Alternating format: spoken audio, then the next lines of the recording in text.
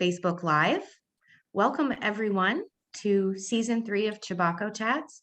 I am really thrilled to host today a very special episode. In partnership with the Southwest Harbor Public Library, we are commemorating local legend Ralph Stanley, who today we're going to focus on being a citizen historian and a lifelong learner. So I'm pleased to be joined today by Bill Horner, who is the president of the MDI Historical Society. Also, Erich, who's the director of the Southwest Harbor Public Library. Candy Emlen, who's the former director of the Southwest Harbor Public Library, and Charlotte Morrill, who is the curator of digital archive at Southwest Harbor Public Library. So thank you for joining me today, everyone. I am going to start by sharing my screen, and we're going to hear first from Bill Horner. So just hold one moment while I share.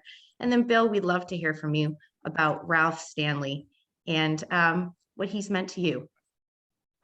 So just give me one moment.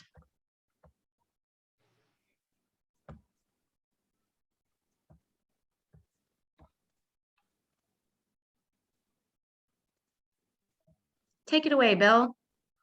Oh, thanks, Jenna. And thank all of you for joining us. We're here today to remember and honor this extraordinary man. Ralph W. Stanley, in all his 92 years, left us an incredible legacy.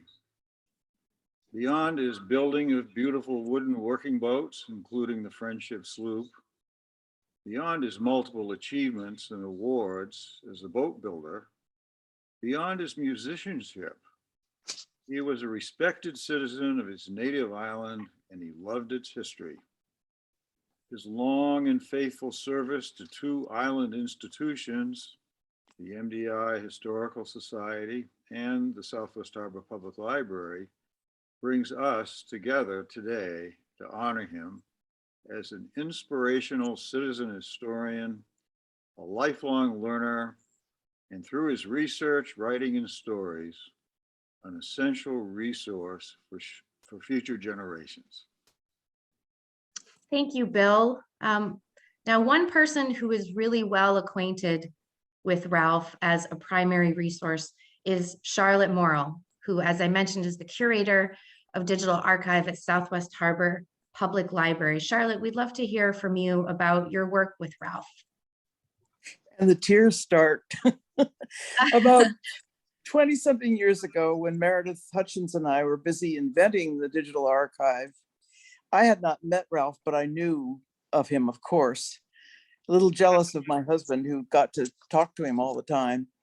And I met him through Meredith. He would come to the house once or twice a month for 4 or 5 hours. We would put photographs up on the screen and on my living room television, and Ralph would talk.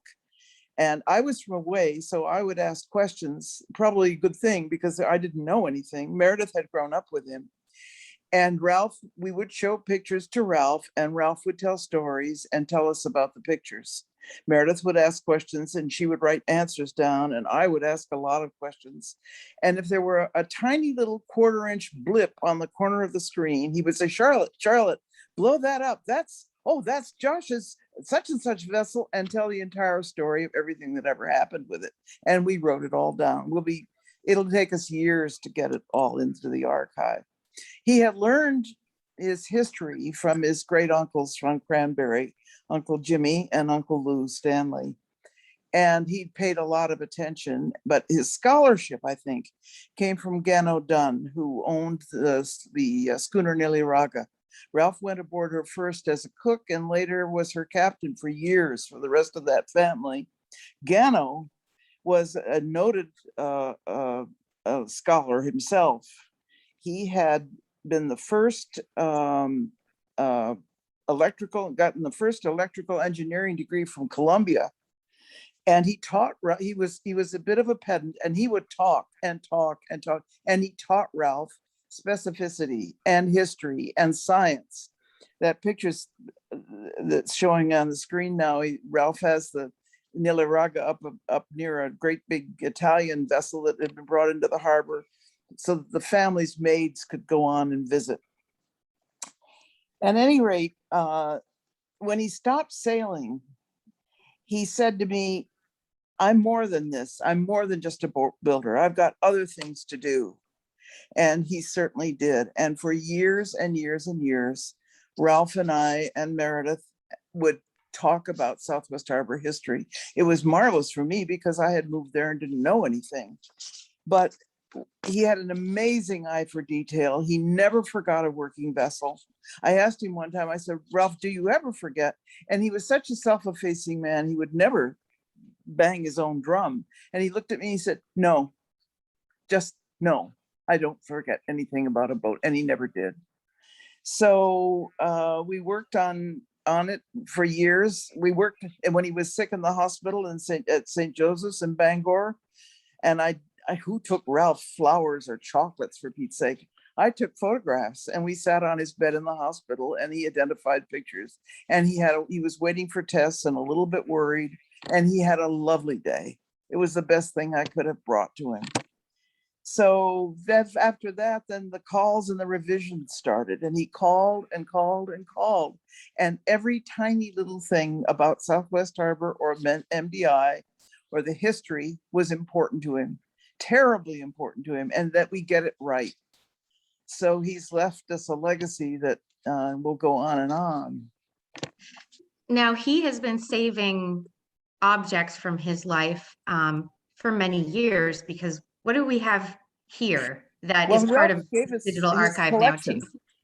Ralph gave us his collection of thousands of photographs and drawings. And this was one of my favorites because he did this, I think, when he was around 12. He would hang around down on the docks down in Southwest Harbor and watch every vessel that came in. And I was impressed at the detail. And so we have several of these. We have drawings of the big boats that he did too. He did not build the same boat again and again. Once he'd done it, he'd lost interest in that, and he was constantly changing and improving, which probably wasn't the most profitable thing to do, but is one of the things that made him a great boat builder. So that's what this is. And we have. And then I also love this photograph here that we have of Ralph on top of a vessel, as he would have referred to it. Could you tell me a little bit about this boat, or some of the stories he shared about those years of learning and refining this process? Well, he first built, this is one of his first boats, built on Main Street in Southwest Harbor at his grandfather, Admiral Judson Robinson's house, who was a famous captain himself, sailed for one of the big companies in Bangor.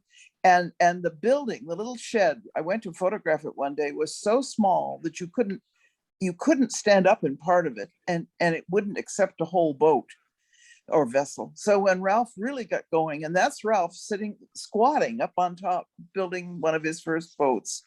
And you can see from everything around it, it wasn't the most advanced boat building operation. And then when they were going to launch them, they dragged them down to Main Street and just dragged them along the street on wooden planks. There weren't wheels or anything. They just tore them up the street to get them to the nearest piece of water they could, and where they launched them on public ramps.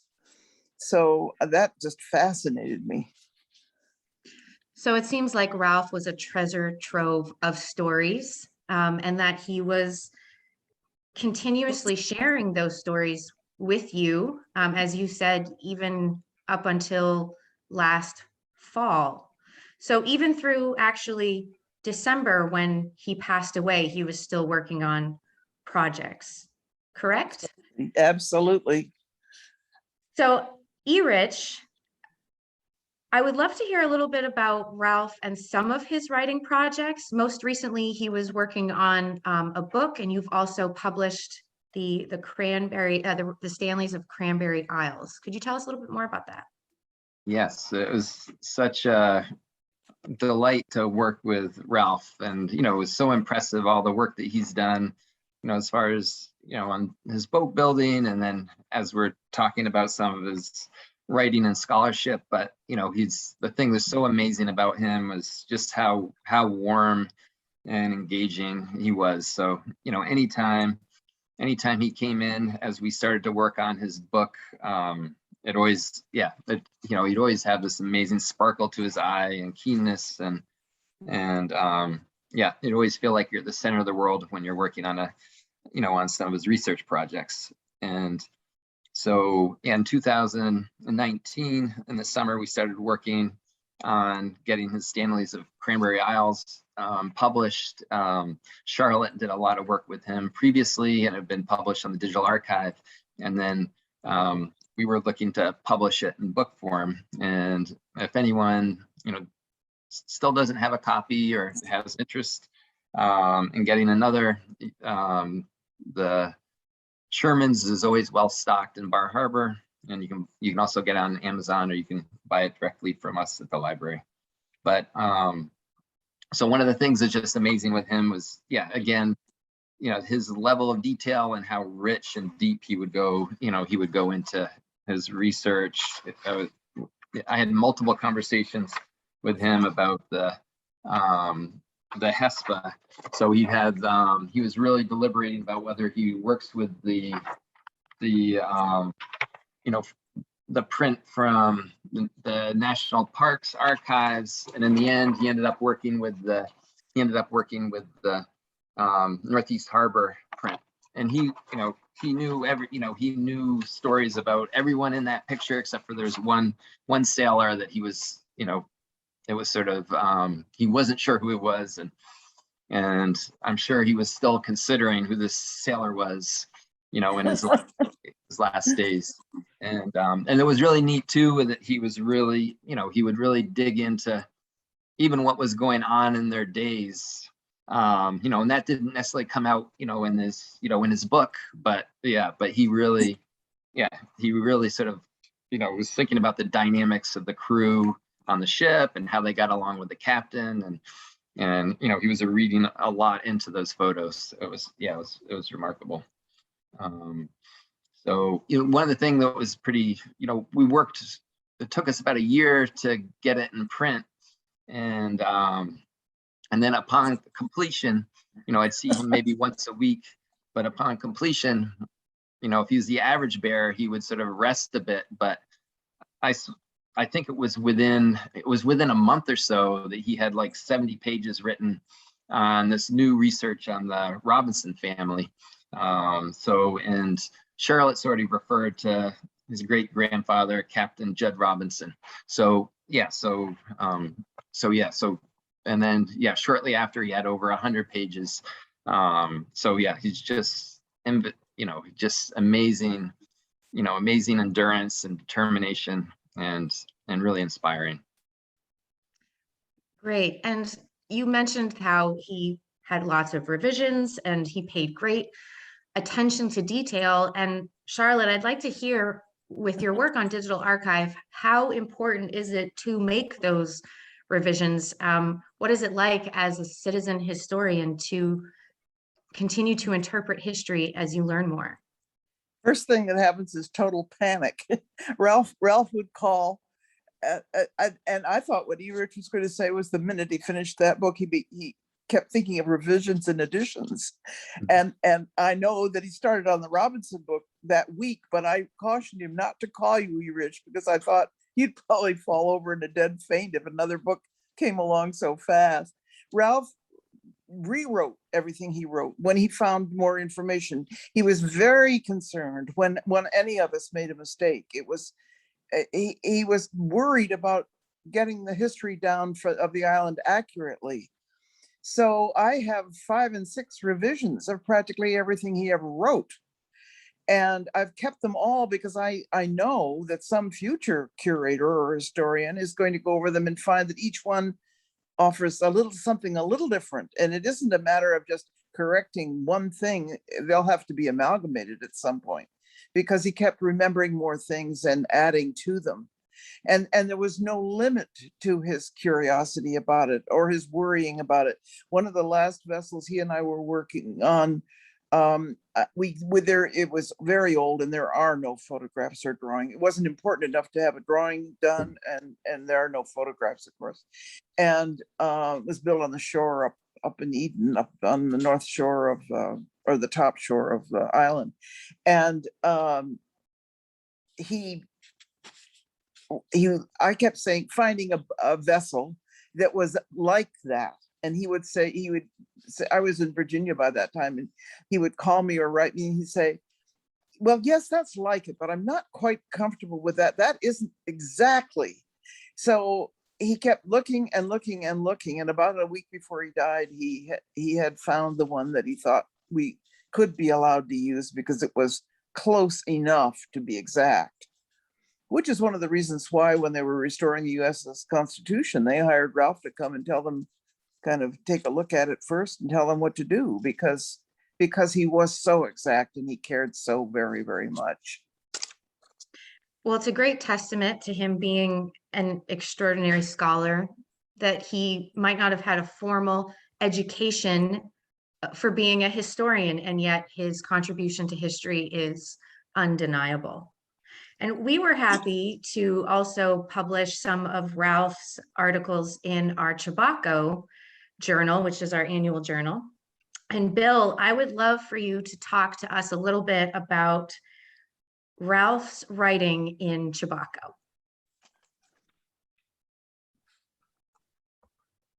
Bill, if you're speaking, you might be on mute. So Ralph wrote several articles in the early issues of our annual journal, Chebacco, and he displayed both scholarly intent and humor. Taken together, they display his skills in blending genealogy, which is another thing he was passionate about, with the real stories of the people's lives. His thorough research in local and regional boat and shipbuilding. He had an insatiable curiosity in sorting out the details of a local woman's marriage to the famous author Jack London. I guess we didn't feature that particular one. And his fascination with one might call rascals. I just noticed, for example, that the subtext for the Stanleys of Cranberry Isles is "and other colorful characters." So he appeared to have an eye for that sort of thing. And in those early times, Chebacco used the byline local color, as you can see here, and his 2005 contribution called Rum Running is a perfect case in point. So here is some background. In 1851, the Maine legislature passed an act to prohibit the sale of all liquor, except for industrial and medicinal purposes, long before it finally became national law in 1918.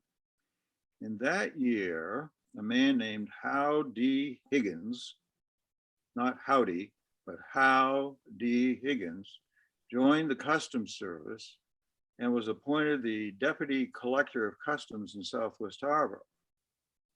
And as Ralph wrote, quote, being a very conscientious man, he took his job seriously to uphold the prohibition law and crack down on rum running, unquote, which I might add was rampant at the time. Ralph used a 1924 letter from Higgins to the Collector of Customs in Portland to provide some colorful detail. And I'm quoting this from his article. I'm enclosing here with seizure reports covering seizures made today in Northeast Harbor, Maine. Instead of reporting this case against the individual owners of the liquor seized, I am reporting the case against Otis M. Ober and his wife Josephine, whom I believe were equally guilty. The liquors in this seizure were mostly supplied through Dan Herlihy's crowd and George McKay through the Obers to the summer people of Northeast Harbor. and then brought back to the Ober premises for storage during the winter months. Marks indicate that most of this liquor was deposited with the Obers in 1923. And here you see Josephine Ober, Mrs. Ober, who was known to the summer people of Northeast Harbor as the Empress Josephine, and she is just as guilty as Mr. Ober in supplying the needs of the summer people. I feel that the prosecution of these people will have a very good effect in that particular town, as there is undoubtedly a strong feeling for strict enforcement in Northeast Harbor. Poor Mr. Higgins, I think, was a very, very frustrated man because he continually found that the enforcement of these prohibition laws was just about impossible, because the local rum runners, of course, had substantial political and financial influence in their communities. In fact, in another of his letters, a frustrated Inspector Higgins stated that Bar Harbor alone had more bootleggers and rum runners than any other town in the county. And in this article, Ralph names in his meticulous detail the 34 men who were actively engaged in handling liquor in locations ranging from South Blue Hill to Korea, including every village on MDI. So Ralph was indeed a stickler for details. He recorded them, and he put flesh and bones on them with his unique way of writing and telling stories.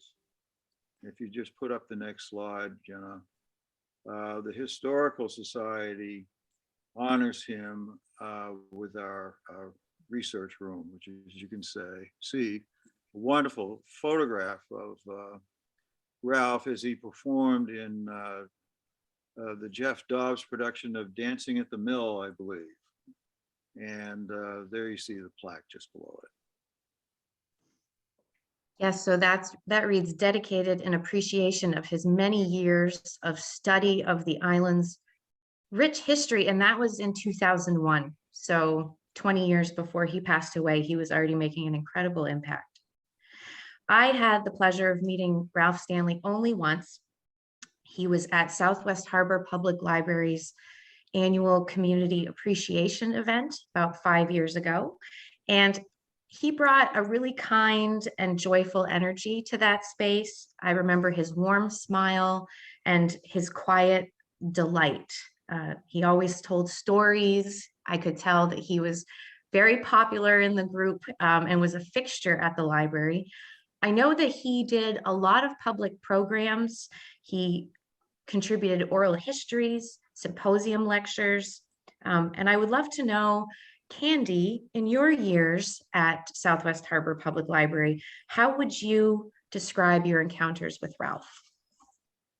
Well, everyone has acknowledged so perfectly Ralph's valuable contributions to local history, his invaluable role as a citizen historian, and his attention to details. I can personally attest to not only his attention to details, but also his amazing memory, which has been referenced. Ralph was many things to many people, but to the community and the library, he was a friend. I was honored to get to know Ralph while I was director of the library. He would often come in to see me in my office. When he came in with that little smile on his face, I knew he had some of his new writing to share with me. I was thrilled that he wanted me to read what he wrote, and deeply touched that he cared what I thought. We often talked about what he was working on. His writing, as we all know, shows what a great storyteller he was, and he never left my office without telling me a story from his childhood. His memory of details astounded me. I always felt like I was right there with him. He seemed to like stories that had a bit of a naughty bend, like when a rapscallion classmate acted out in school, or when a friend got into some kind of mischief that Ralph had to rescue him from. We know Ralph would never get in trouble himself, After all, he was smart. He graduated first in his class from Pematic High School. But the best stories for me were his memories of the library when it was still the original Holmes room. These memories felt cozy and warm, and of course involved books, except one story that involved kissing in the stacks. I wish I could remember the details. Ralph told me so many stories, it is hard for me to remember them all perfectly. But I think one little girl wanted to kiss one little Ralph, and he wanted nothing to do with that. Another remarkable thing about Ralph is his music. He made beautiful violins in his basement from local trees, and he played them with gusto and love. He was quite generous with his playing and often played for library events and fundraisers. Ralph always drew a crowd, so if he was playing for a fundraiser, it was always good for the library. Well, thank you so much for telling us some memories about him.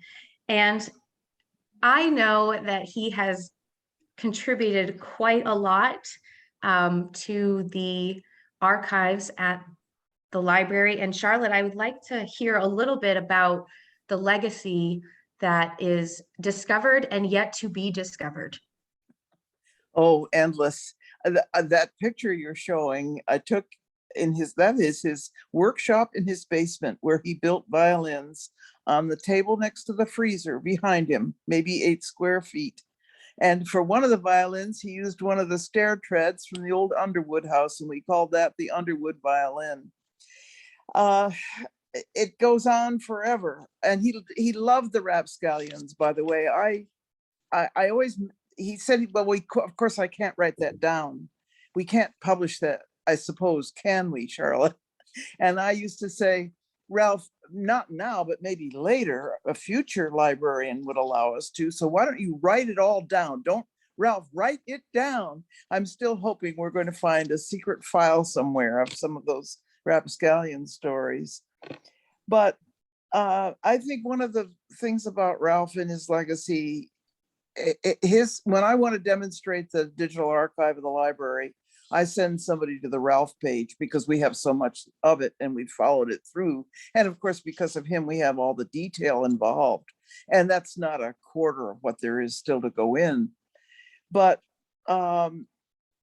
he never stopped, as we've said again and again and again. One of the greatest things about him, I think, to me, was he was a wonderful example of somebody aging well. Because he didn't regard his age as an impediment. He never said, well, now I'm in my 90s, you know. He was just going full tilt and expected us to come along with him.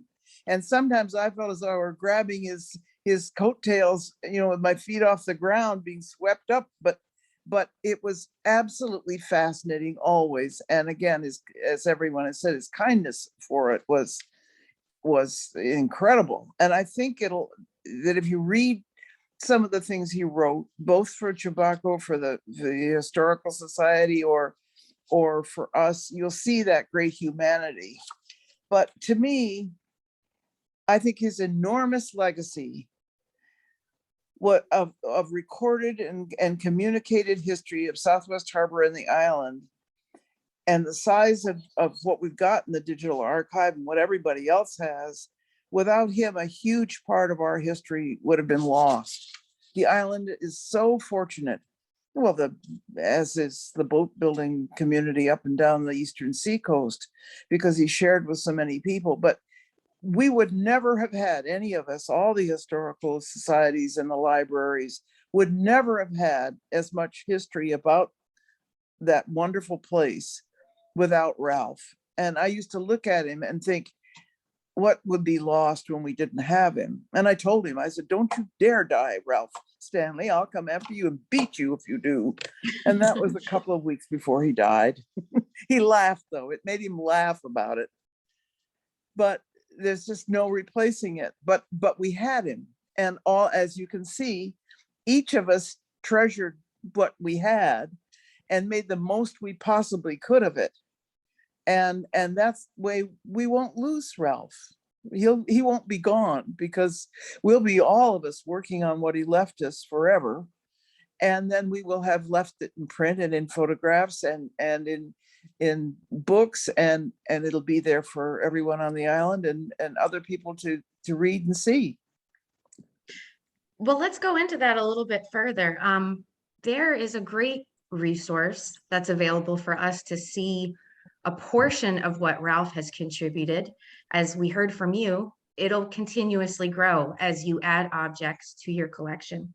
But Erich, I would like you to talk a little bit about digital archives and Ralph's contributions to that. And I am going to switch over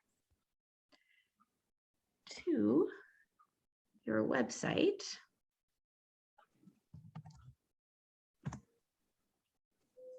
And we can get started on how we can access this resource. Great. Yeah, so any of you, I mean, all of you clearly are at least game to get on the computer in order to do this event. And so you definitely can do this from the comfort of your own home, but you could also, I'm sure, visit the MDI Historical Society or the library. We always would have staff to help guide you and help you find things that you might like to find. But I think so what we're going to do here is, from our entry page in the digital archive, we're going to do a search for Ralph Stanley.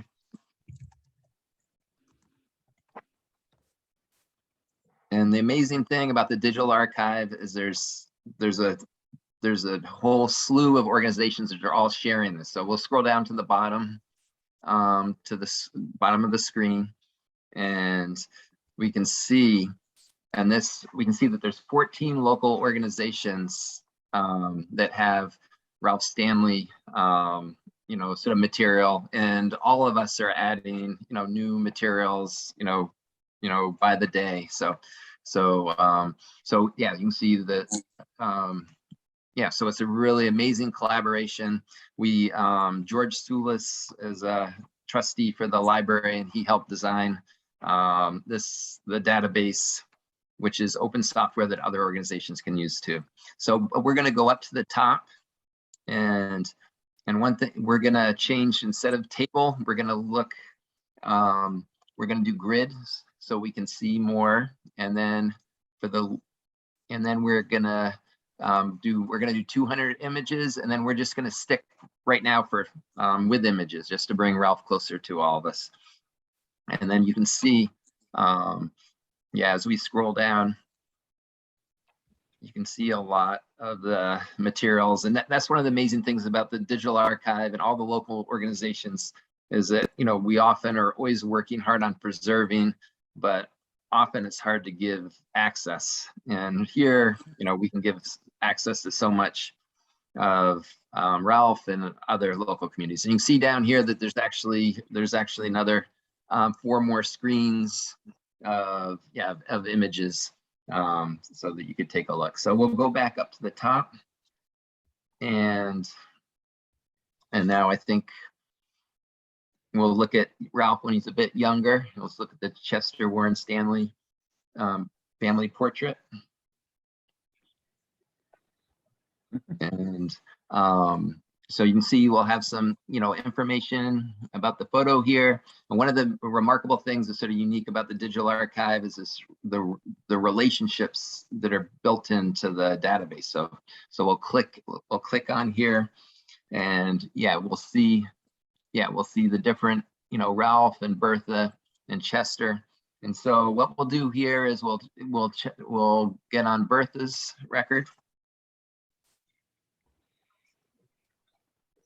And then we'll go, we'll take a look again, and we'll just keep going on the relationships, because this is back to, thinking about his, yeah. So now we're going to go to grandparents right here.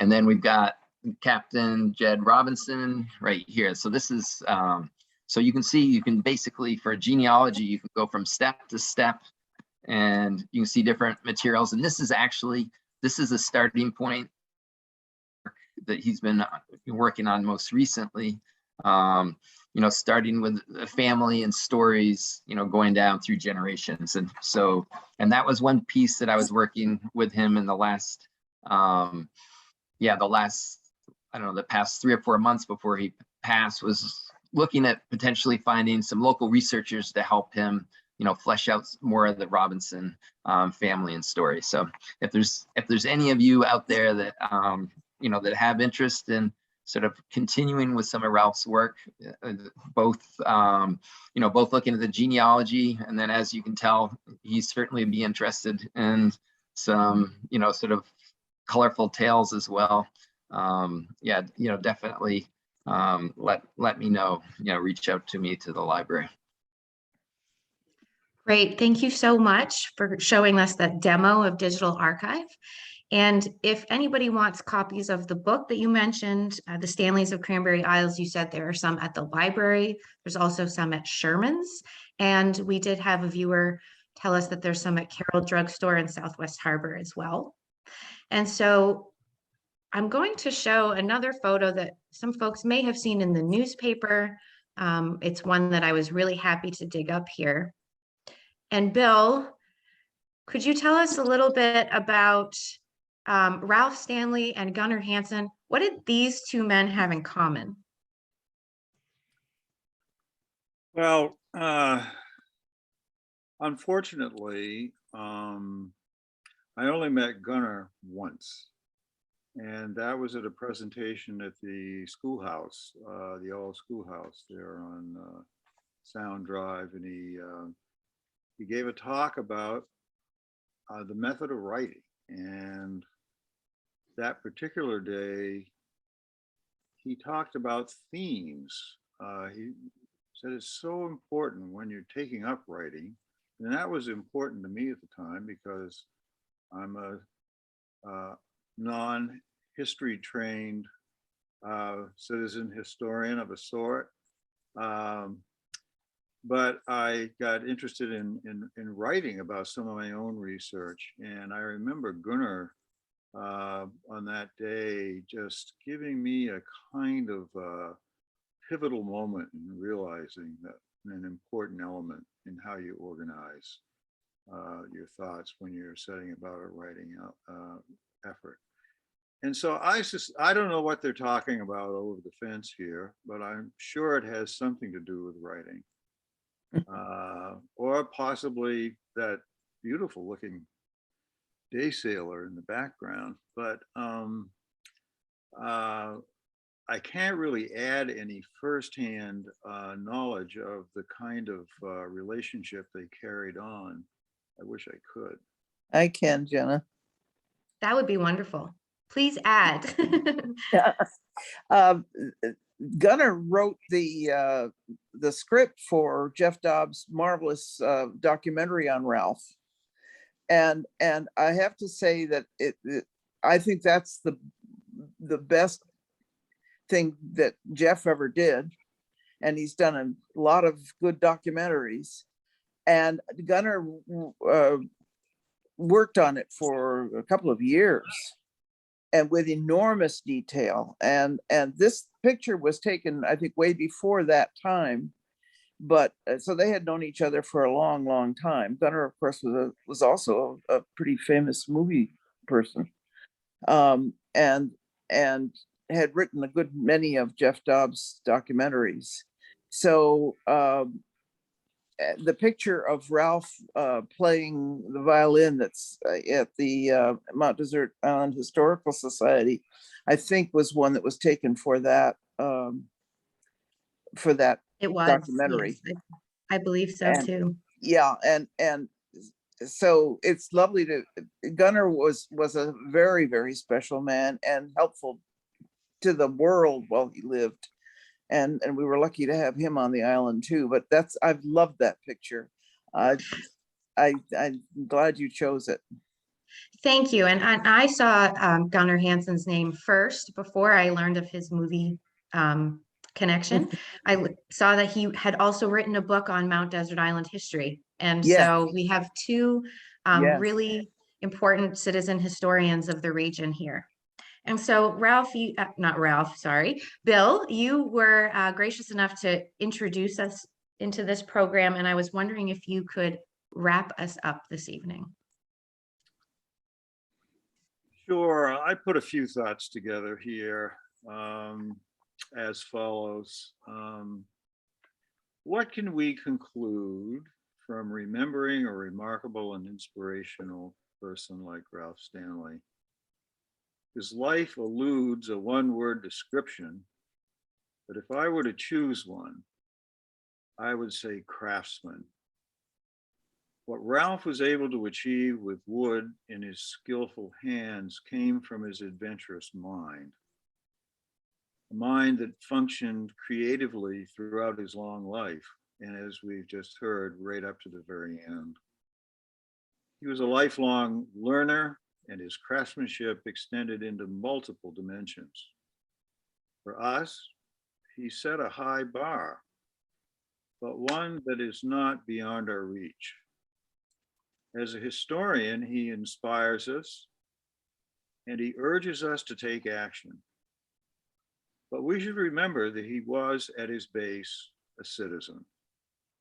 We have chosen to call him a citizen historian because his achievements are attainable by all of us.